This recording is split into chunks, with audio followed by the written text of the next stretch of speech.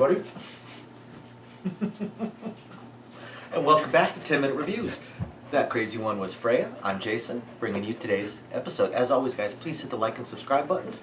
We're, as we say every time, just a small family channel. We just love talking about books, love talking about authors. We want to keep bringing you guys new stuff to read, more interesting things. We'd really appreciate the support. I'm going to keep doing this anyways, so either way, but we'd appreciate it. So the fuzzy one. So today I want to talk about an author I don't think I've talked about before, and one of my favorite books. I want to talk about David Weber and his book, The Shiva Option. Right? Oh no, I'm sorry. This one's In Death Ground. The Shiva Option is one of the other ones. In Death Ground. And it comes. He actually gets this off of a Sun Tzu quote. On dangerous ground, devise stratagems. In encircled ground, or no, on dangerous ground, move or something along those lines. Press on. In encircled ground, devise stratagems. On deadly ground, fight. And that's pretty much what this book is based on. I'm gonna kind of skip the usual 4 categories I talk about. I just want to talk about the book in general. One of my favorite books. When I decided I wanted to review this, I grabbed it off the bookshelves, wanted to refresh my mind on a couple of the characters, so I opened up the book and ended up reading it for an hour. I've probably read this book for probably 30 times, if not more. So David Weber, for those of you that are not familiar with him, David Weber and Stephen White, his co-author on here, are absolutely phenomenal science fiction writers, and they typically write space science fiction, far future, space-based science fiction. They write great space-based combat, especially in this book. A lot of books really ignore the science behind things, and in this series, the science is most definitely there. They fight with missiles, primarily energy weapons within a certain range, but for the most part, missiles. They don't have faster than light missiles and stuff like that. Battles take days, sometimes even weeks to do because of the size of space. So the science in it is absolutely fantastic, but just overall, it's just an incredible book. And like I said, this one of my favorites. I've got The Shiva Option back there and a whole bunch of other books by Weber and by Stephen White. Again, my favorite book. It's absolutely incredible. Now, there's a lot of characters in it, but it really boils down to 2 primary characters. Raymond Prescott and Zarnak Telmasa, I believe it is. Raymond Prescott is a human, part of the Terran Empire. Zarnak is an Orion, which is like a cat-like alien, part of the Orion Khanate, I believe. Basically, Orion Empire, and they allies, but there's a little bit of a lot of racism between the two. Not endemic in the entire society, of course, but some of the characters or some people in the books are very racist towards the Orions. A lot of Orions are very racist towards humans. They have different ideas. Orions are very honor-based and clan and family-based. But now there's other characters that show up. An admiral named Murakuma that is another major character, just not quite as big as these two. A legendary admiral named Ivan. But it really boils down to these two and their interpersonal relationships. Now they're not the bulk of, they're not the entire book, but they are a huge bulk of the book. And it basically centers around a surprise attack. A surprise attack by an alien race. They end up calling them the Bugs, and they have an interesting way, almost a suicidal way of fighting, which makes them very difficult to defeat, because they just attack in waves, overwhelming waves. They have just a massive supply chain, or just a massive amount of ships and material, and they overwhelm.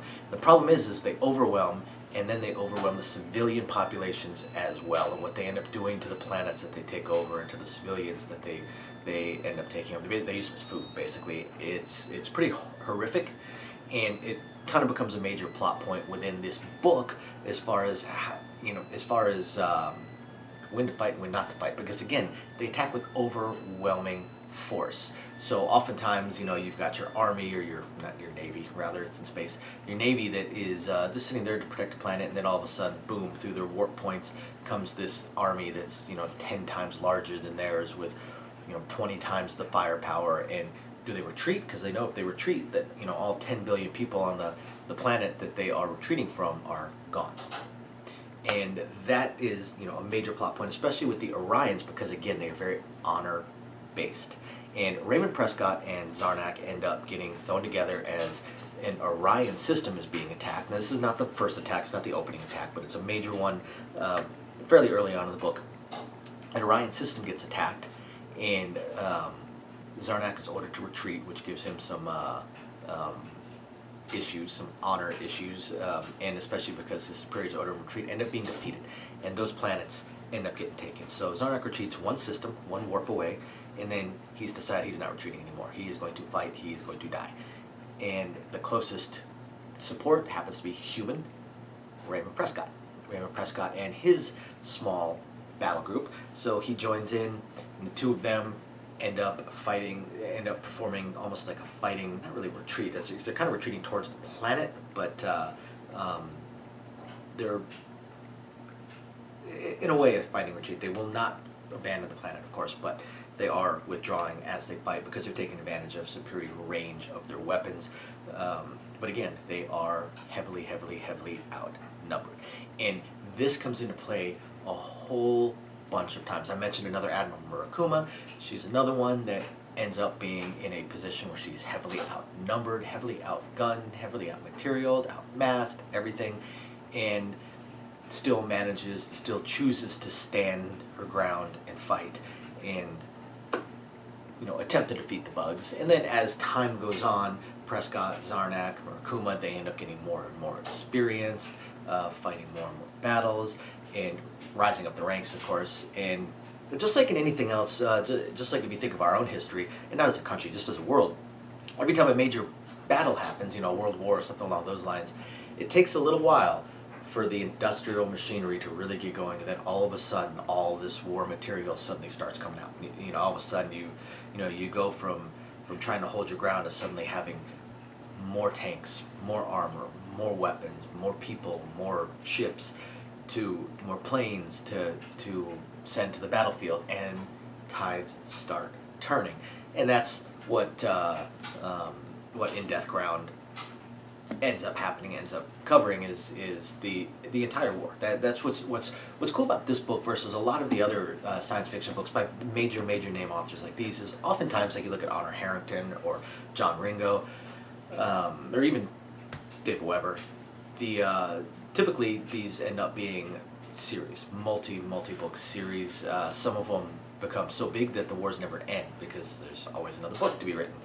They end the war, well, no more book. Whereas in this one, the war begins, the war ends in this book. And yet, again, it's not so much about the war and the battles as it is about the people. David Weber just writes it absolutely incredible. David Weber and Stephen White just write it absolutely incredible. It's just an amazing book. So if you're a fan of science fiction, if you're a fan of space-based battles, if you're a fan of David Weber, Stephen White, or just entertaining, fun books to begin with, after you hit the like and subscribe buttons, you guys gotta check out In Death Ground by David Weber and Stephen White. Thank you everybody for watching. We will catch you next time. Bye now.